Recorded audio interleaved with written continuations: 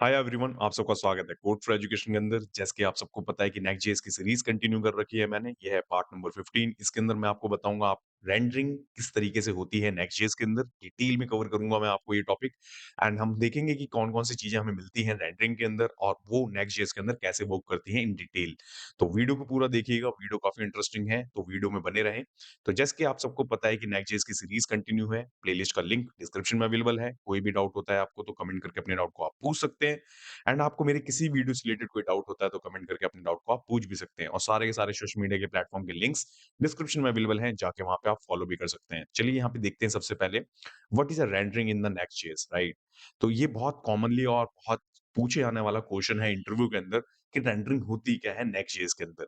तो आपको कैसे आंसर करना है वो देखिए। सबसे पहले मैंने यहाँ पे मेंशन भी कर रखा है आपका, rendering refers to how content is generated and send to the browser.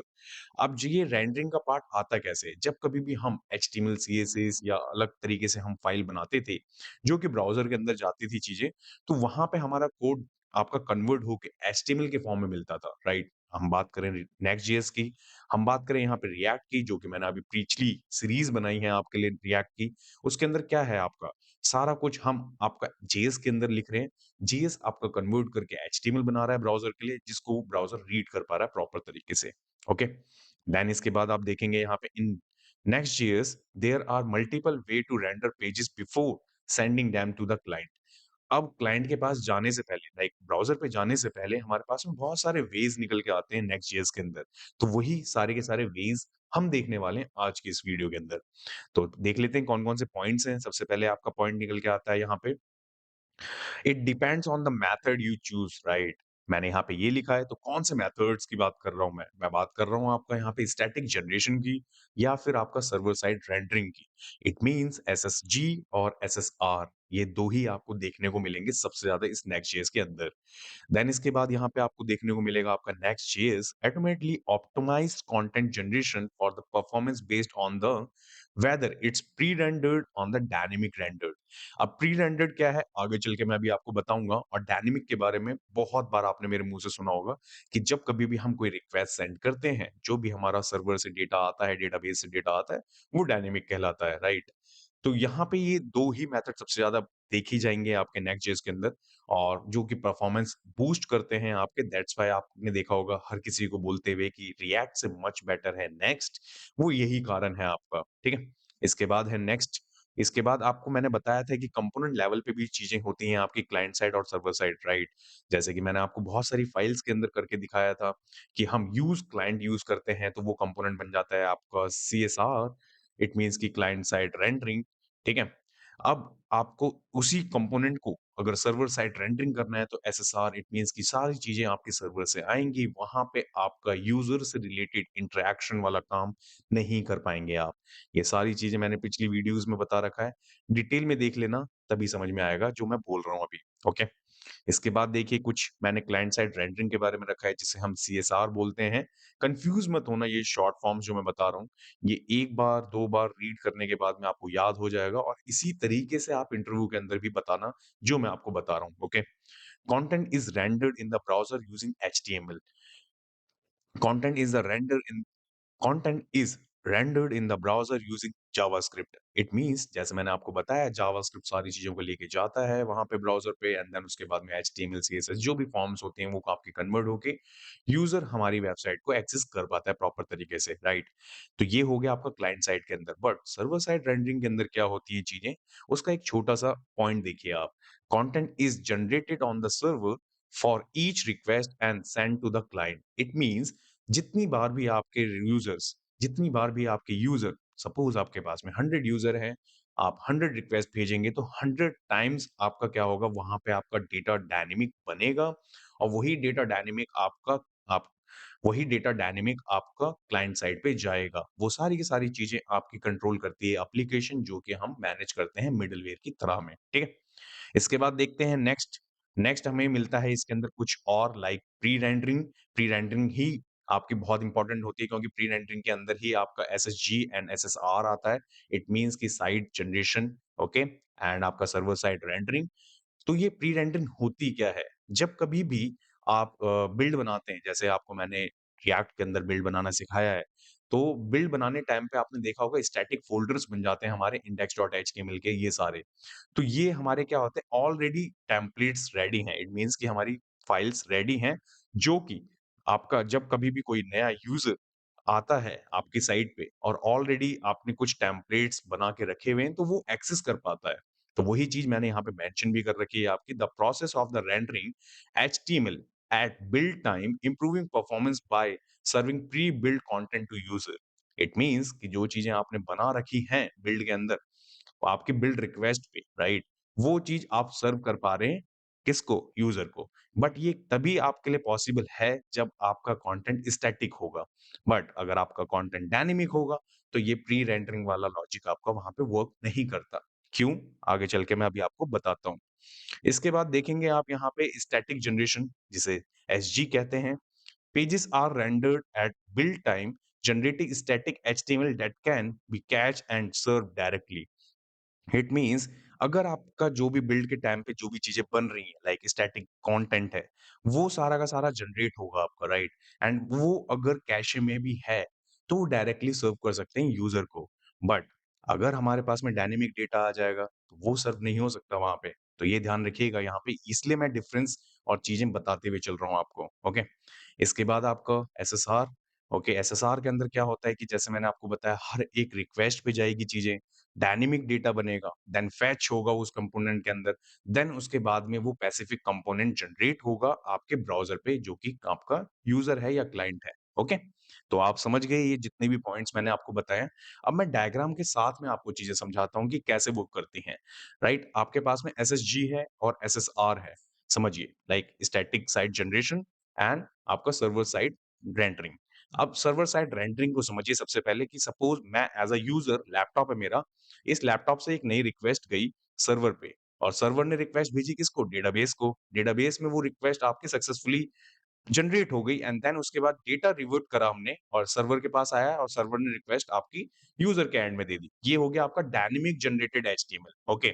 Then इसके बाद आप देखेंगे यहाँ पे एसएसजी के अंदर एसएसजी के अंदर आप देखेंगे यहाँ पे कि आपका रिक्वेस्ट गई, रिक्वेस्ट के बाद सर्वर पे गए, सर्वर ने आपका वो रिक्वेस्ट आपको आगे भेज दी बट किसके पास में? स्टैटिक है वो चीज़।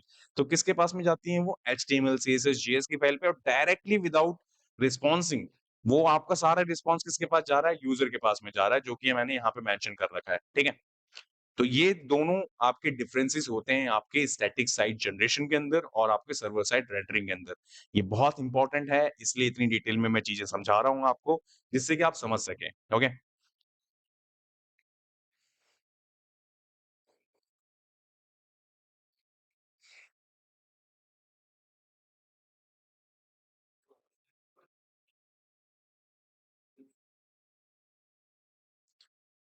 नेक्स्ट यहाँ पे आने के बाद आप देखेंगे यहाँ पे स्टैटिक जनरेशन, इट मीन्स कि static site generation and server side rendering, ये दोनों के मैंने यहाँ पे डायग्राम रखे हैं। इस डायग्राम को समझते हैं थोड़ा सा पहले।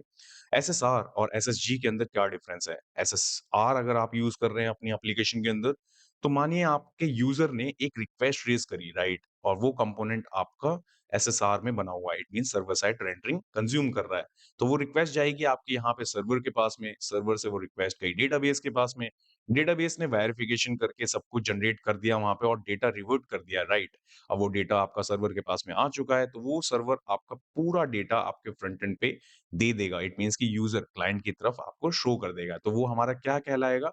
Dynamically generated HTML, okay? क्योंकि हमने वो सारा लॉजिक लिखा हुआ है प्रॉपर तरीके से। तो एसएसआर आप समझ गए। देन इसके बाद में आप एसएसजी समझेंगे, तो एसएसजी के अंदर मानिए कि सेम एक रिक्वेस्ट गई, आपने एक रिक्वेस्ट भेजी सर्वर से गई, सर्वर पे आपकी होस्ट हो रखी है, राइट? और उस रिक्वेस्ट के बाद में क्या हम ढूँढ रहे हैं? एचटीएमएल, सीएसएस, जेएस की फाइल्स, राइट? उसके बेस पे ही वो सारा का सारा रिस्पॉन्स डायरेक्टली विदाउट सर्वर आपका वो रिस्पॉन्स एसएसजी के पास चला जाता है। ये है आपका ये है आपका स्टैटिक जनरेशन, ओके? तो उम्मीद करता हूँ कि ये सारी चीज़ें आपको समझ में आ रही होंगी जो मैं बता रहा हूँ आपको डिटेल में। इसके बाद देखते हैं नेक्स्ट सपोज़ आप एसएसजी कर रहे हैं, राइट? Static site generation. इसके साथ में आप डेटा भी खेल रहे हैं। अभी तो मैंने आपको बताया कि एचटीएमएल, सीएसएस, जेएस के साथ में, बट आपके पास में प्री रेंडरिंग वाला लॉजिक भी है इसी के अंदर, करेक्ट?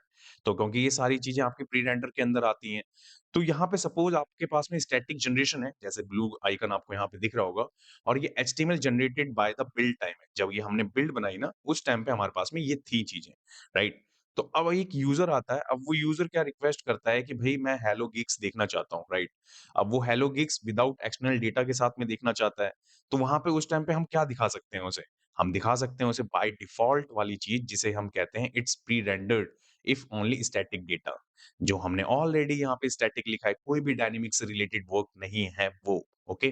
तो इस टाइम पे हम यहाँ पे प्री रेंडर वाली चीज़ दिखा सकते हैं क्योंकि ये वाली फ़ाइल ऑलरेडी बिल्ड वाली फ़ाइल के अंदर है अवेलेबल, ठीक है? ये समझ गए आप सिंपल लफ्ज़ों में। इसके बाद है आपका यहाँ पे मैंने सेकंड एरो के अंदर यहाँ पे लिखा है uses the same HTML for every request. हम चाहें तो एक ऐसी फ़ाइल जैसे मैंने आपको layout.js सिखाई है, वैसी एक कोई फ़ाइल बना लेंगे जिसके अंदर एवरी टाइम वो एचटीएमएल हम यूज़ कर सकते हैं एवरी रिक्वेस्ट पे, ठीक है? तो ये भी हम यहाँ पे कर सकते हैं स्टैटिक वाले केस के अंदर भी। अब सेकंड मानिए कि हमारे पास में विद एक्सटर्नल डेटा के साथ में हम चीज़ें चल रही हैं यहाँ पे एसएसजी के अंदर भी। तो कैसे करेंगे हम? मानिए कि ये हेलो गीक्स है बट ये हेलो गीक्स कहाँ से आ रहा है हमारा? ये आ रहा है fetch data in advance once the data is downloaded from API then HTML is generated. It means कि ये आ रहा है हेलो गीक्स आपका एपीआई से, ओके? तो उस केस में क्या होगा हमारे लिए? होगा हमारा सबसे पहले आपका एडवांस में वो डाउनलोड होगा, राइट? कि एपीआई से सब कुछ डाउनलोड करके रखा है, देन उसके बाद में आपका एचटीएमएल जनरेट होगा। तो ये आप डायग्राम के थ्रू अच्छे से समझ पा रहे होंगे जो मैं अभी अभी पीछे समझा के आ रहा हूँ आपको थ्योरी का पार्ट, ओके? इसके बाद इसके बाद मैं आपको नेक्स्ट और दिखाऊँ तो नेक्स्ट है आपका एसएसआर और डिटेल में, ठीक है? अब मानिए कि आपने एसएसआर की कोई रिक्वेस्ट गई, जैसे मैंने आपको बताया हर बार एक नई रिक्वेस्ट जा रही है और एचटीएमएल बनाए जा रहे हैं हम बार-बार। तो आप बोलेंगे कि लाइक कि ऐसे तो 100 यूज़र हो गए तो 100 रिक्वेस्ट पे 100 एचटीएमएल बन गई, नहीं। वही एक रिक्वेस्ट है, मानिए कि 100 रिक्वेस्ट गई, आपकी जो एचटीएमएल रिक्वेस्ट मानिए कि आपके पास में 100 यूज़र है, राइट? उन 100 यूज़र ने आपने मानिए कि आपके पास में 100 यूज़र हैं और 100 यूज़र ने रिक्वेस्ट करी है, राइट? अब वो 100 रिक्वेस्ट के बेस पे ना एचटीएमएल बनेंगी, ओके? जैसे कि आपको यहाँ पे एग्ज़ाम्पल बन रहा है, राइट? और उसी के बेस पे जो भी यूज़र ने जो भी रिक्वेस्ट करी होगी, वो एचटीएमएल भेज दी जाएगी फ्रंट एंड को। देन उसके बेस पे जो भी लॉजिक लिखा गया होगा एसएसआर के कंपोनेंट के अंदर, उसके बेस पे ही ब्राउज़र के अंदर चीज़ें शो करेंगी लाइक हेलो गीक्स, ओके? तो ये है एसएसआर का मतलब। तो ये सारी चीज़ें मैं डिटेल के अंदर इसलिए दिखा रहा हूँ कि जिससे कि आप समझ सकें कि होता क्या है। इसके बाद मैं आपको दिखाऊँ यहाँ पे स्टैटिक जनरेशन के साथ में राइट, विद डेटा। अब आपको मैं एक और एग्ज़ाम्पल दे रहा हूँ, क्योंकि देखिए स्टैटिक वाला भी अब समझना बहुत ज़रूरी है। देन उसके बाद में सर्वर साइड रेंडरिंग भी समझना बहुत ज़रूरी है, इसलिए मैं इतने सारे एग्ज़ाम्पल दे रहा हूँ आपको वन बाय वन। अब यहाँ पे आप देखेंगे कि static generation with the data में मैंने क्या लिखा है यहाँ पे, for pages that can only be generated after fetching external data eight build time. जब मैंने आपको बताया बिल्ड हम किस कब बनाते हैं, जब हम प्रोडक्शन यूज़ के लिए हम चीज़ें यूज़ कर रहे होते हैं या सर्वर पे होस्ट कर रहे होते हैं, राइट? अब यहाँ पे आपका नेक्स्ट के अंदर नेक्स्ट बिल्ड हमने कर लिया, राइट? अब नेक्स्ट बिल्ड के अंदर जो हमारा प्रोडक्शन के लिए हम रेडी करना चाहते हैं, उस टाइम पे कुछ एक्सटर्नल चीज़ें भी चल रही हैं। सपोज़ हमने इमेजेस एडब्ल्यूएस के ऊपर होस्ट कर रखी है, ओके? तो होगा क्या उस केस में? उस केस में ये होगा, सबसे पहले आपका जितना भी एक्सटर्नल डेटा फेच होगा, तब तक आपका एचटीएमएल जनरेट नहीं होगा, ध्यान रखिएगा। अगर आपका एक्सटर्नल डेटा आ जाएगा, उसके बाद ही आपका एचटीएमएल यहाँ पे जनरेट होगा। दैट्स व्हाई यहाँ पे लिखा भी है मैंने आपका the HTML can only be generated after fetching data, okay? तो ये सारी की सारी चीज़ें आपको मिलती हैं, इसके बाद भी आपका कोई डाउट है एसएसजी, एसएसआर, सीएसआर इन सब के बीच में, तो कमेंट ज़रूर करिएगा। आपको मैं अगली वीडियो में और डिटेल में थोड़ा-सा समझाऊँगा इसके बारे में विद प्रैक्टिकल थोड़ा-सा करके, जिससे कि आपको और अच्छे से समझ में आ सके। तो नेक्स्ट वीडियो में मैं आपको क्या पढ़ाने वाला हूँ, वो देख लेते हैं एक बार। तो नेक्स्ट वीडियो में हम देखेंगे आपका client side versus pre rendering कैसे हम वर्क करते हैं, कैसे चीज़ें वर्क करती हैं नेक्स्ट जेएस के अंदर इन डिटेल। तो thanks for watching this video. जब के लिए till then bye bye guys.